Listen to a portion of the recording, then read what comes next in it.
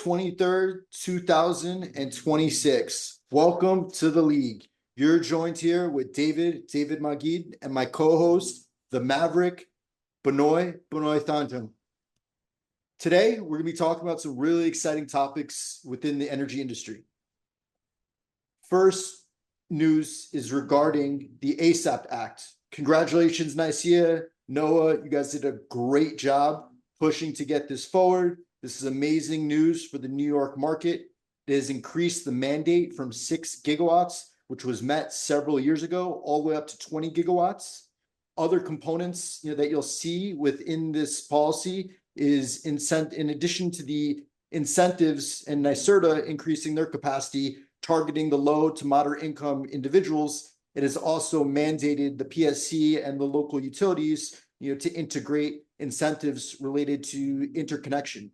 These incentives, I'm not referring to monetary incentives. What I'm really referring to is they're directed to create market signals to encourage development on certain circuits and certain locations within the grid. In addition to this, they're allowing some dynamic interconnection integrated into their system. What we're going to see is a system that is currently very congested and challenging to get interconnection costs through to make a project pencil to a wide open system. Very exciting. Part of that is there also had clarified a big open item within the New York State solar market related to the sub-transmission lines, or now it's clarified distribution. That is referring to the 69 kV and the 34 kV lines. These lines are now officially considered distribution. What that means, 5 megawatt projects can connect to 69 kV. What you're probably thinking, if you know anything in this industry, how do you connect a 5 megawatt project to a 69 kV? Read through the bill. There's a lot of interesting stuff, and interesting momentums. If you're a developer or looking at projects in New York State, this is big news, and it's really going to help drive the market. Second piece of information is we're going to go to the MISO market right now and discuss some of the interesting dynamics when you compare, all of the open markets right now, RTOs and ISOs. Currently, MISO is by out far the most expensive location to connect and go through development of a energy project. That's regardless of its energy storage, solar, or other resources. What am I saying? What I'm describing right now is the amount of monies that's non-refundable into the MISO interconnection process, and amount of cash that even is refundable is the largest by a substantial capacity. Let's look at ERCOT, where the interconnection costs application can be about $75,000. Jumping all the way over to MISO, that cost is almost 200% more. Now I'm going to look and share an example for you. 100 megawatt project within the MISO market, you're looking at approximately $3 million out on the table and $1 million that non-refundable. That means that you'll have $1 million at risk before you even start any permitting work or do any type of development. Very high cost to play within that market. Other dynamic that you'll see within MISO right now is aside, from the substantial congestion that's going on the transmission line, you've seen and the drastic difference between MISO North and MISO South. Both of these areas are very struggling in regards to headroom for interconnection capacity.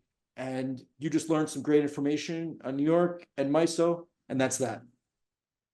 Thanks, David. Always great information about New York and MISO. It's amazing to hear about those two markets. Big news from Virginia. The governor just signed sweeping energy bills. The DG, or Distributed Energy Expansion Act, multiplies Dominion Energy's distribution carve-out by almost 5 times. They're aiming for 16 gigawatts of short duration storage and 4 gigawatts of long duration storage by 2025, plus shared solar, 100 megawatts for Appalachian Power, 525 megawatts for Dominion. Obviously, you've heard me in the league talk about how community solar is a great way, or shared solar, to help the grid with distributed energy resources, and as well providing solar to people who can't normally get solar and low and moderate income populations, and politicians love the community solar, shared solar program. David and I have developed a lot of community solar projects.